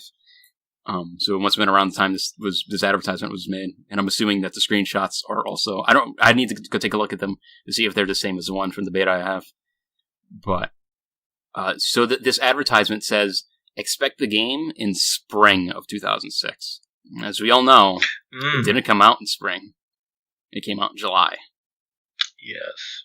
But this is where it gets weird, because, I have the beta from late 2005, and I could tell you, and I have other builds of the game from earlier, and I can say I have no idea why the game would be delayed, because that game is, like, done. Like, there's some differences, but it's basically done. So I'm wondering, like, I know they had to add some more stuff, and some of the cutscenes just aren't there yet. So I wonder if it was delayed. I can say that it was essentially delayed, but why would they add, like, those 2 months? That's what confuses me. Or, like, a month and a half. So there wasn't enough difference in the final build that would have warranted the extra time, you're saying? Right. Might have been stability. Maybe. I mean, it's very strange. It's one, I hope one day I could just start uploading stuff from or even just, obviously, I can't just, even saying that I have it is like, I'm kind of walking on a line. Right. But I do hope one day, like, it would be Namco that would give a shit about it. And I do hope one day, like, oh, whatever. Like, because they've leaked stuff like this before and nobody's cared. Right. They leaked that one build of Pokemon Silver and Gold. And Nintendo didn't care. Yeah, and some companies are fairly lenient about it. I think Capcom is actually okay with it because there's several Mega Man builds that have been released in the wild and dumped. Yeah, so I don't know. I mean, it's the same thing with Xenoblade X, but I don't think Nintendo's ever going to let that one see the light of day. So, not that anybody would want to play it. I mean, do you really want to get in a mech right on the ground and run out of fuel in 2 minutes? Probably not. No. Like, I wonder if maybe, I doubt it, but I wonder if maybe the American censorship might have been cause of the delay, but that shouldn't have impacted the Japanese release. Yeah, I don't think it would have impacted anything except localization. Yeah, I mean, I can't say that's why the censorship is so janky, because they didn't have that much time to work on it. And it was kind of like last minute. It was like, oh, you got this cool shot of Albedo ripping his head off. Oh, that's great. Now we just have, like, I guess Shion's mom just doesn't have blood. I guess she's just a robot. She was a robot the whole time. Wow, what a twist. Put what back in, Shion? Put what back in? She's holding some screws and stuff. Can't see it. Invisible screws. Alright, so this next one, we could actually go through very quickly. I'm not even gonna ask, because it's a weird one. I already basically deconfirmed this in a way in my other episode. And this is, again, kind of mostly on the Japanese side, but I've seen him credited as this on GameFAQs, and it's wrong. Mm-hmm. Is Yasuki Han the art director of Xenosaga 3? No, he's not. It's Norihiro Takami. He's not credited. Nobody's credited as the art director in that game. But he's not the art director. It doesn't even make sense, because Yasuki Han was working on I always forget how this game is spelled, so I can never actually... I'm always afraid I'm not saying it right. Baiten Kaitos? Is that how you say it? Well, I don't know how to pronounce it. I usually call it, like, Baten Kaitos, but yeah. Yeah, I've heard saying Kaitos as well. Well, he was doing that. He was doing Origins, which came out in Japan a few months before Xenosaga 3. He was doing that stuff. It was around yeah, I remember that. It was around roughly the same time period. Okay. And that's all there needs to be said about that. The next one is actually kind of fascinating. Another Japanese rumor. This one, I kind of like this one, because this one is, like, actually interesting theory. Mm-hmm. And not, like, garbage, like, You said the G word! Oh, shit. Do I get a cookie for that? What happens? Yes, you get a cookie for that. All right. I do want to say one more thing. You said something about how there was no source for having 6 episodes of Xenosaga. That's actually true, and they have said that. Mm-hmm. But okay. But that's, again, it's one of those things where it's like, okay, but at that point, what is 6 episodes? It's like, I bet if you asked him, if I were to, in private, if I were to go and ask him right now, he would probably say, well, that's kind of an outdated concept, and who knows, maybe it'll be this number, or maybe it'll be this number that's more or less, because it's not that simple. Like, 6 was like, I feel like he probably regrets coming up with an actual number. Okay. So it's not as important as you think it is, but it is worth pointing out, because, you know, Okay. there's a lot of stuff in there. One other fun thing I'm going to point out about that, actually, is that I believe the first time he ever mentioned the number 6 in regards to that series, he didn't say 6 episodes. He said 6 games, not episodes. Ooh. Now, get ready for some galaxy brain shit right here. Get ready for the greatest plot twist in any Xeno game. He said 6 games, not 6 episodes. Xenosaga Episode 1, Episode 2, Episode 3, Xenosaga Freaks, Xenosaga DS, and Xenosaga Pied Piper. 6 games. Oh my god. Fuck! Yeah. Yeah, I can see that, for sure. You fucking got us. Fucking got us!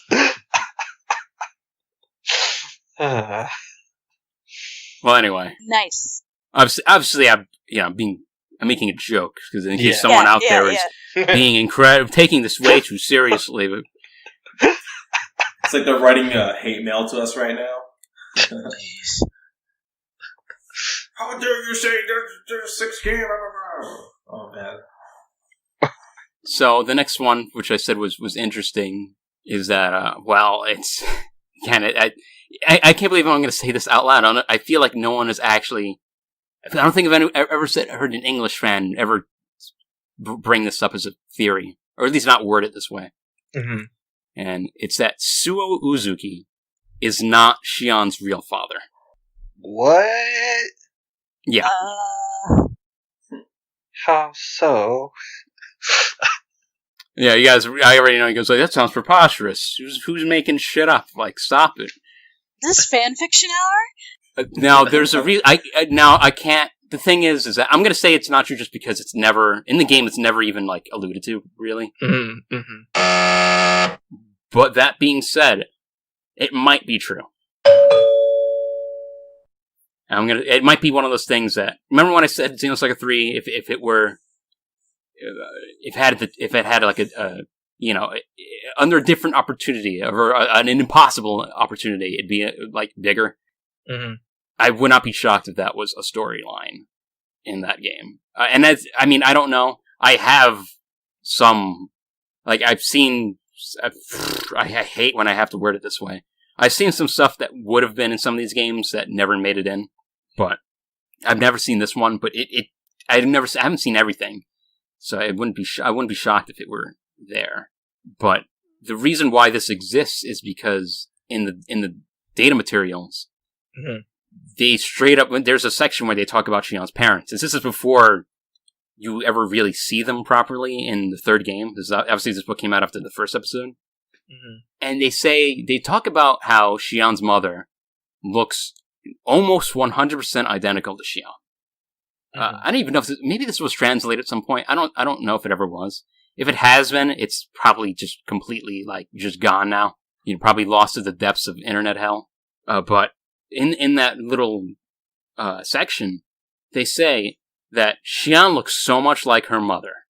And again, this is the book that says this. I'm not making this shit up. That the idea that she was actually just cloned from her mother can't be ruled out. Yeah, definitely not. And the reason why that's kind of why people might theorize this is that obviously Shion's mother is sick because of of her bloodline, and we all know some Ormus guys were involved with her father, and we all know Ormus is incredibly religious, and what else would they want than to try to carry that bloodline? Oh, fuck! Okay, that's interesting. But again, that's a theory. But I'm trying to justify why this theory would exist. I'm not trying to say that that's what I think. I don't. I don't think anything, because it was never brought up, so. I mean, it's less ludicrous than how you... Yeah, the more you explain it. It's the least ludicrous thing on this list, I think. Yeah. It's interesting. So, the next one is actually very recent, but I have to throw it in the Xenosaga section just because it is still Xenosaga. So, the Namco trademark also struck Zarathustra recently. Oh, yeah. Did that actually happen, or did somebody make that up? Oh, no, it did happen. Yeah, it did happen. It may or may not related to Xenosaga. That, yes. Yeah, it's not certain whether it's Xenosaga related or not. Well, I'm going to say, someone that knows people at Namco, that I have no idea what this was for. Shocker, something I don't know. So now some people, I guess there's been Xenosaga HD rumors for about 5 years now. Oh, yeah. Those come from Harada bringing up, would you like to see that? That's how it started. Yeah, I remember that, so... Mm-hmm. I hate it so much. So he said that. So tired. It didn't really... I'm not going to talk about that, but I'm going to talk about where it comes from, because otherwise don't read too much into this, but I can't really talk about it. Mm. But the actual reason why people believe this is a thing is that, and Cosmos and Xenoblade 2 didn't help. And then now this trademark thing doesn't help. No. If you were to ask me why that was trademarked, I feel, and this is like way in the dark, I feel like it had something to do with Telos being in Xenoblade 2. But I don't know if that's... Because she's only in that game. Oh, that's true. I don't... But that's a shot in the dark. I don't... It might not be that. It could be something else. But yeah, because otherwise they didn't like trademark the other 2 episode subtitles either, so it makes you wonder. Yeah, or as far as I know, they didn't. Yeah, Talos only existed as like her character was created. That's one character you could say was created a while back. I mean, she was made in 2001, so that's quite a while before episode 3. But yeah, like I think that's my assumption. I did make a joke that it was for a Xenosaga episode 3 pachinko machine.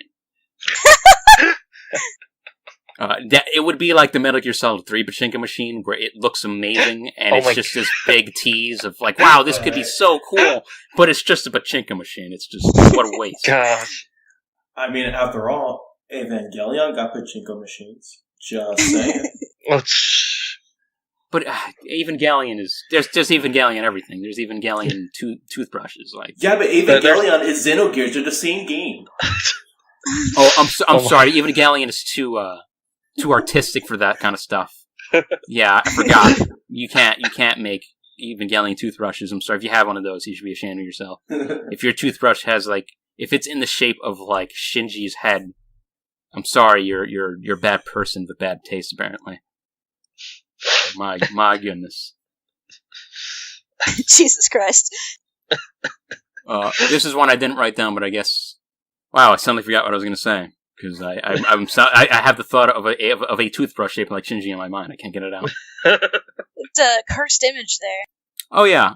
You know what? I guess this was a question or something I was going to clarify. I totally forgot. About the script being finished in 99 for Xenosaga or whatever. Mm-hmm. Okay, here's something funny. The script for Xenosaga, for what you saw, for the entirety of what you saw, at least the first draft, not even final script, the first draft of it, was finished after the first episode came out. So when the first episode came out, the first draft wasn't even done. Oh, if you really need to know just how parts of what Takahashi does are on the fly, he didn't finish the first draft until about 7 months after the first game came out. That's a long time. Yeah. Yeah. And even then, there's tons of stuff that's different. Like you look at it. Let's look at episode 3 for example. You just the Padea Island when she's there and she's in like her little beach house or whatever. Mm-hmm. Even that was different. Like that, she wasn't in a beach house. The original screenplay had her.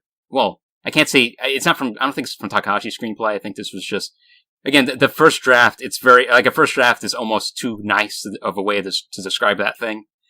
But Yikes! but I'm not trying to be, insulting about it, but a lot of it is still partly an outline. Mm-hmm. But there's no beach house. She's in an abandoned spaceship, not a beach house. That was the original idea for it. That would have been cool. But it eventually became a beach house. I think you could go inside. I'm pretty sure you were able to go inside the spaceship originally. I think that was like part of like the illustrations for it. But anyway, that's that. I'm not touching that anymore. All right. I'm almost at the end of these, actually. It's not that many for Xenoblade. But I'm sure I'll remember something.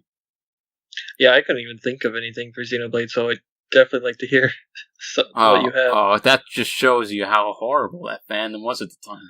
Just, man, the Wild West days of the internet. Some people miss them, but as far as Xeno goes, I don't miss them at all. Not that I'm enjoying myself now. I mean, I'm enjoying myself doing this list, to be honest, but I just mean on a general basis. Like, goodness. So, this is one where, again, there's a source for this. Iwata changed the name Monada Beginning of a New World to Xenoblade. Apparently, he's the one that did that. What do you guys think of that? You think that's true? I remember hearing that. I don't source? There's a source. It's official. It was written on Nintendo's site. Okay. Wasn't that in an Iwata Asks? No, it was in it wasn't an Iwata Asks. It was like a business call or something, and that's when they announced it. Very weird time to do that. Yeah. Oh. Well, I guess, people will see that there, and it must be true. I'm not gonna say it's 100% not true. I'm gonna say it's 95% not true, even though it's on an official damn site. And it's because it's only on Nintendo of America's site. Oh? On their business call. The original business call, the Japanese one, which that was the first one I read for that. Mm-hmm. No mention of Iwata changing anything. I believe it still kind of alludes to honoring Takahashi with the name, but even that just feels weird. Obviously, Takahashi has given a different explanation for the name Xenoblade, and every time you ask him why it's called this, he has given a different answer. Like, this dude cannot come up with an answer. He says, well, there's the idea of something foreign and mysterious. And then the next time he'll say, this is the idea of different cultures coming together that are all foreign to each other. And then another time he'll say, well, you want people to know that this is by the same director. He's had so many different answers. It's not a big deal. I'm sure there's some truth in all of that. But I really wish he would just come clean and say, it just sounds cool, and I gotta keep my market somehow. But, yeah, that's that. The next one is... The next one is, you probably haven't seen it that much. I've seen it more than I'd like to, but still not that much, but it's enough for me to want to put it here. Mm-hmm. Xenoblade X is meant to be 6, or at the very least, multiple parts. Like 6 episodes. That's cute. I don't think I heard that one. I definitely want to believe that Xenoblade X will have more than one, but I haven't heard anything like that at all. Yeah, I didn't even know that was a rumor, or theory, or rabbit, or whatever. Well, yeah, I've seen this from multiple people, but there was a time where I was looking for stuff. I was looking for information. Believe it or not, I actually enjoyed doing side quests in Xenoblade X. What a shock. That's like 90% of the game. 90% of the game, here's 90% of Xenoblade X. The side quests and side stories, and the map and the art direction. That's Xenoblade X. Like, it's art direction of the game. Like, it's... You're not wrong. You're not wrong. So, this whole thing, it's not true. But there's no evidence of this, and it's not true. It's just, again, these projects are usually, they're always made out of self-indulgence to a certain extent. And with, like this thing, I was looking for stuff, and I keep seeing people, you have a lot to look forward to. This is the beginning, the first of 6 episodes. And just, hyping this up, like, it's just, again, sniffing the mystery, you're sniffing the aura, and it's it's getting to your brain. It's making you're not thinking right, and it's making. You see my hands. Yeah, it's like that the picture of the one dude leaning on the wall. Why the fuck you lying? That's like me perpetually at this fandom. But I remember seeing this thing, and I saw it on GameFAQs like 3 times. I saw it on Reddit, and then I started to realize something. Almost every instance of me seeing this, it was the same guy saying it on every site. The same person. I'm not going to say his name or her name. I don't know, but it's if you're listening to this, you got to stop. I'm asking you. You please, if just do it for me. I know I don't come off as the nicest guy, but just if you stop, it'll be one less time I'll say I hate Xeno, and I haven't said that in like 3 months. I'm on a streak right now. I haven't said that in 3 months. So if you want to keep me in a good place, please stop, because it's not true. I'm telling you matter of factly, it is not true. And this is the last one I have written down. Who knows what I'll think of as we go on. But, I mean, we've been doing this for a while, so. Yeah. Did Takahashi say that he wants to or is going to make Xenoblade X2 and Xenoblade 3? You sure I wasn't paying attention? I'm in the news. It was like during my Twitter break. Wasn't the release of, was it the Xenoblade 2 soundtrack, or it was something right. random where he was like, yeah, it was the soundtrack. Okay, yeah, I remember that. So, obviously, you're probably all expecting me to say, well, of course it's true. It's in the soundtrack. I just confirmed it. But it's not true. Takahashi did not say that. However, somebody did say that, but it wasn't Who Takahashi. did it? I believe. No, it. Now I'm forgetting who said it. I'm 90% sure it was Kokujima. He was basically the primary subdirector, which means it doesn't mean as much as you think it was. Yeah, if it wasn't Takahashi, I can't take it that seriously. Mm-hmm. Yeah, I'm not. I'm not going to say what he's working on next. But if it's not one of those things. And you're someone's screaming about it. I'm gonna sit on my high horse on the size of the Empire State Building, looking down and saying, why did you believe that? Why did you buy into it so much? Like, you should know better. And then Hear your high horse. Yeah, it's just, I don't like saying that, but it's just, that's. After a while, you have enough, and you just have to accept that's how it's just how I am at this point, unfortunately. And that's it for my list. I'm sure there's other ones I could come up with, but there's definitely some more I could have wrote down, but I don't even want to talk about them because 1, can of worms, or 2, can't talk about them, or 3, they make me so aggravated that I can only put so much things that cause like awful feelings inside of me at once. Okay. Wow. Well, thank you very much for providing that list. It was, a lot more complex than my list was. It actually had a lot of the ones that we wrote down on our little list. Yeah. I see one that we haven't yet. Mm-hmm. And that is Xenosaga is a continuation of Xenogears. Oh, that. I mean, we kind of touched on it a tiny bit. Not a whole lot. I mean, this goes back to the whole. It doesn't really exist, so what can you even say about it except for theories? Right. But again, it's just. I mean, Takahashi has said, I think, because people keep bringing it up in interviews toward him, more so his producers, and his producers are always going to give the answer of to keep the interest in. And then I remember at one point in maybe 2001, he just said, "Xenogears is not a sequel." I mean, I'm sorry. I know everyone thinks that Xenosaga is a part or a sequel to Xenogears or something like that. And he said, it's not, it's a new story. But that's obviously not enough for a lot of people. And I kind of, I understand that. I acknowledge that some people. And then the one rumor that you mentioned earlier about the Shion artwork, being part of Xenogears, that probably didn't help those rumors either. Of course, yeah. But again, I keep using the word can of worms. If I say one thing, I got to bring up another thing and another thing and another thing, and there's gonna be some people that are so passionate about believing that it is or isn't, and just some people just aren't.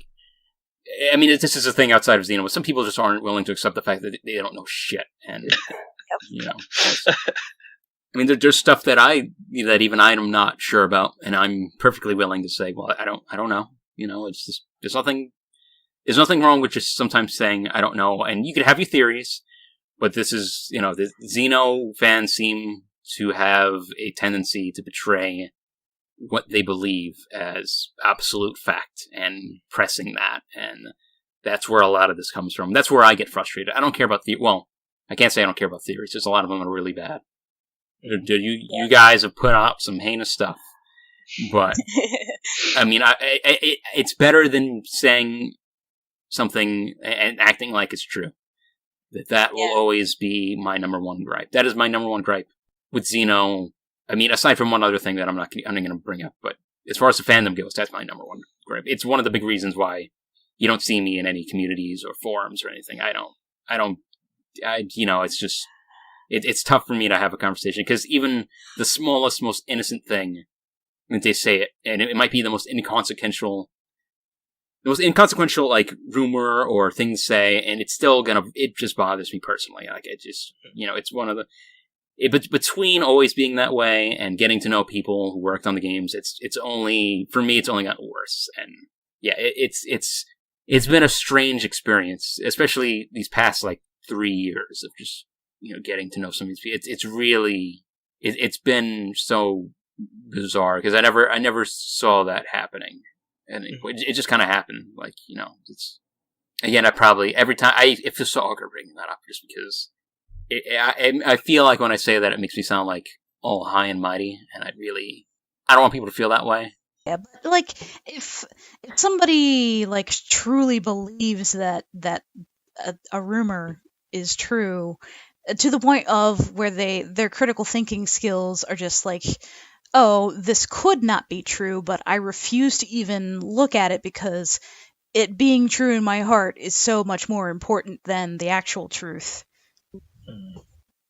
But I really do think that it's important for people to be able to think critically about things that they love, because that's just like a natural survival skill. And if you don't develop that, you end up with a lot of other problems in your life. Yeah, I think another thing is because Xeno it's not a real series. It's, I call it a metaseries, or I'll put Xeno in quotations for good reason. Right. I think people need to accept that these are all different series. It might be seen as like a spiritual series or a metaseries or something, but at the end of the day, these are different properties, and these are, internally speaking, it's not seen, like, these are all seen as different, completely different properties internally within the company. Like, it's not seen as anything other than that. So, and it's always been that way. It's been that way since they, went to Xenosaga. They did not see it as like a singular thing. It was already seen. This is a totally new thing. That was always the way it was for people working on it. And it's, again, I'm not saying that devalues certain things that people think. It's just, I think it's important to remember that sometimes. I think people, you don't have to shoehorn everything in together. It's not. It's okay to like your thing. Like, if you haven't played, like Xenogears or Xenoblade, if you want to play Xeno, that's fine. It's not. Mm-hmm. It's not the same series. I mean, I would recommend checking it out if you just want more from Takahashi. I think I would always recommend checking out something from the same director, even if it's really different. But it's not like, and same thing with vice versa. There's some people who aren't going to like the same thing. It's fine. I've never cared about, what people liked and didn't like. I do have one thing that's sort of like not a rumor itself, but like dealing with rumors and trying to stop rumors, or just like some game devs are brave enough to be out on places like social media and Twitter, and I love Soraya Saga. She has been I've looked up to her since I was 16 years old. 21 years ago, I guess now, and I see a lot of people a lot. Soraya Saga tweets anything, and people are like, "When's Xenosaga?" or "When's Xenoblade?" And like people don't seem to understand or have gotten any kind of PSA on what a non-disclosure agreement is, and I feel like it's not a thing that is in our culture. I'm not sure if it's in Japanese culture, but we need to start learning things like this if we're going to be trying to interact with game devs on social media. Yeah, and it's definitely, there's some of that is in the Japanese fandom. Let's say, I don't know if I would go as far as to say that there's rumors, but let's just say, some people will bring, I would love a Xenogears remake or something. That's not a thing that's exclusive to like the English fandom. Like that's everywhere. Like it's not. I'm not. I always probably sound like I'm like the Japanese fandom is so much better and it's perfect. It's not. There's some stuff. It's usually not to the same degree, but there's definitely stuff there as well. Yeah, it's always unfortunate whenever she like tweets something that's just has nothing to do with Xeno, and people are like, "Is this a hint for something? What is this? What does this mean?" Every once in a while, she will just drag the stupid person who poked at her wrong, and it's you get what you deserved, person. Yeah, I mean, I've had to hold myself back from doing some. I'm not going to use the word tasteless, but I like me. I should post like some soundtracks she's listening to, and I'll be like, "Oh, you guys, she posted the Black Panther soundtrack. Confirm all this licensed music. It's gonna be in Xenoblade X2. You're gonna get more hip hop." People can't read sarcasm flat thing at all on the internet. I guess it's like it's the lack of auditory inflection.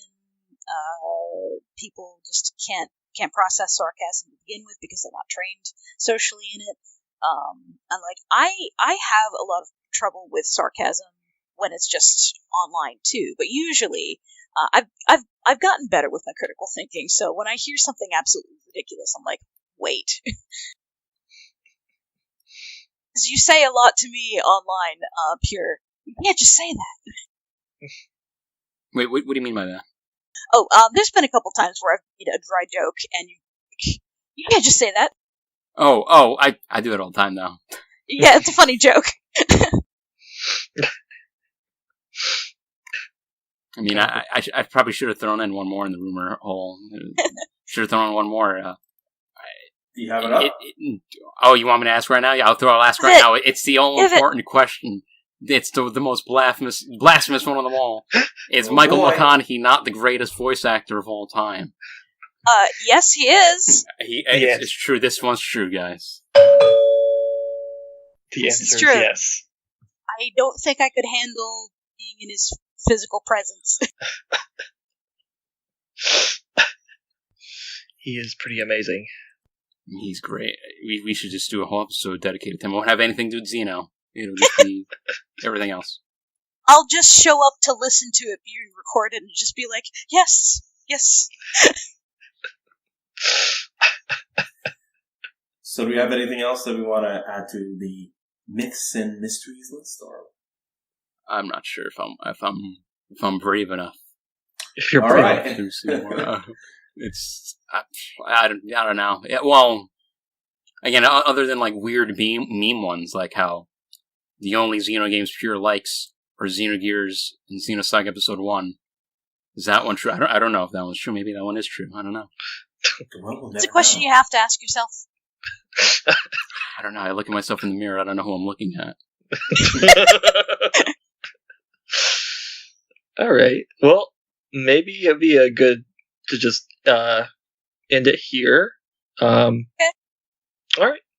Well, yeah, thank you very much for everyone coming today, and thank you very much for that list, Pure.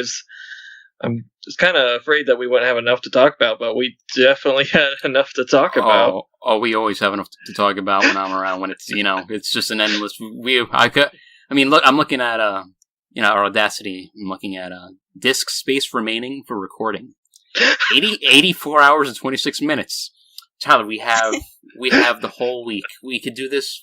I guess we have to be here for that amount of time. Oh, but I only have 55 hours left, so we'd have to cut it a little short. Well, that's all right. I'm here for the next 2 days, so that's fine. Yeah, it was a pleasure. Yes, yes. So hopefully hopefully people learned a lot from this episode and will think twice about sharing any of these misconceptions in the future.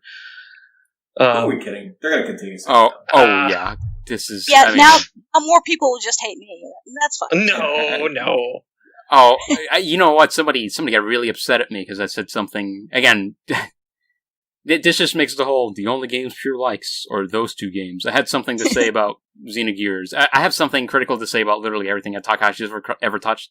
And I said something about Xenogears, and someone got very, very upset at me. Very upset. Oh, dear. And I remember just thinking, like, you just can't win. Apparently, I only like those two games. And then I say one thing, and it's like, Pure, you're just a hater. Well, no. Go back to your, I bet you only like the Xenoblade games. And it's like, oh my god. Oh, jeez. you just need to embrace being a heel. Oh, I used to do that. Oh, good lord. If I were, like, if I, like 9 years ago, I was not nearly... I didn't care nearly as much as getting down that level of rabbit hole. Uh-huh. And I didn't know anyone from any of these companies. I only knew like one person from Namco like 9 years ago. And it would have been so bad. Like, I can't even say the stuff that I used to say just to get on the people's skin out loud on this podcast because it wouldn't be advertiser friendly anymore. It would be, like, I still embrace the heel role a little bit. Like, I don't really care about, how upset some people get, but I do also understand that, I also get frustrated with certain things, and I don't want to create a bad environment. Yeah. And I've also mellowed out significantly, so not as mean spirited as I used to be.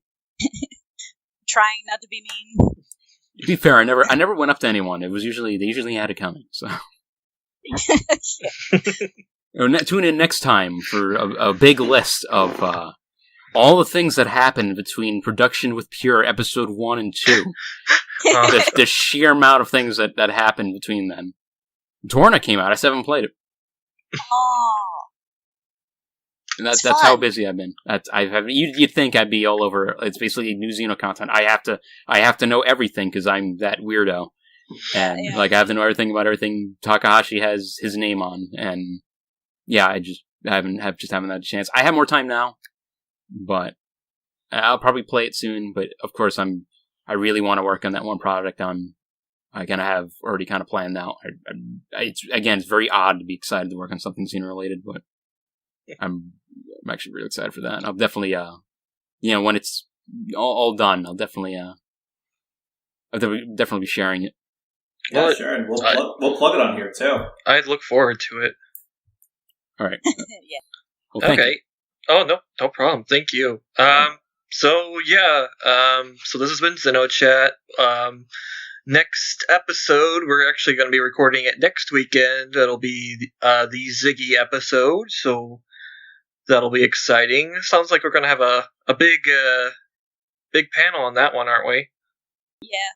Promise not to, ruin everything by talking too much. No, it's okay. So that'll be exciting, and hopefully we'll be able to kind of delve into Pied Piper as well. So that'll be interesting.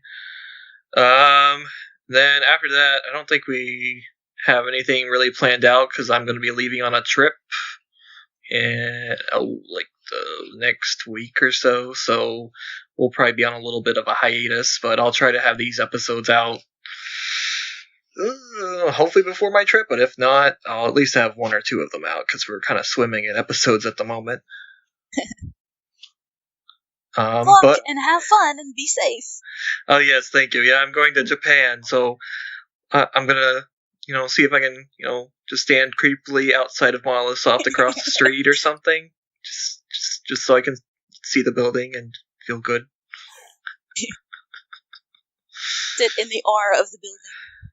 Yes. Take it in. Absorb power. This is like the closest I'll be to Takahashi in my lifetime. All right. So, let's, if there's anything you guys want to plug or anything, just let us know. Just start with Justin. So, I guess with me, I was in a Let's Play recently. My friend has a channel called Retro Roulette, where they play random retro games. And if they like them, they'll continue to play them. Right now, they currently have a Donkey Kong 64 playthrough going on, and it's driving my friend up a wall. I was in their Mischief Makers episode, and we did a full playthrough of that. So if you guys like listening to me talk here, then you get to see me play through all the Mischief Makers on their channel. Love that so check game. that out. Yeah, it's a fun one. It's cute. It's a cute little N64 channel. Yes. But yeah, otherwise, that's pretty much the big thing that's happened with me recently. All right, Kat?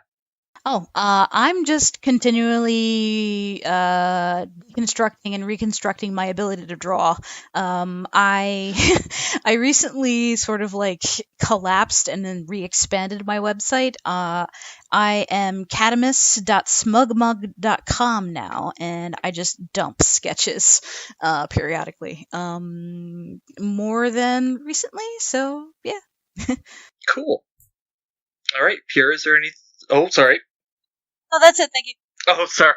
Okay, Pure, is there anything you want to share or social media or anything like that? Well, I am at Burning Aegis everywhere, but the only one that you'll care about is at Burning Aegis on Twitter. This project I'm working on won't be under that name, most likely, but you'll see it on my feed on Twitter.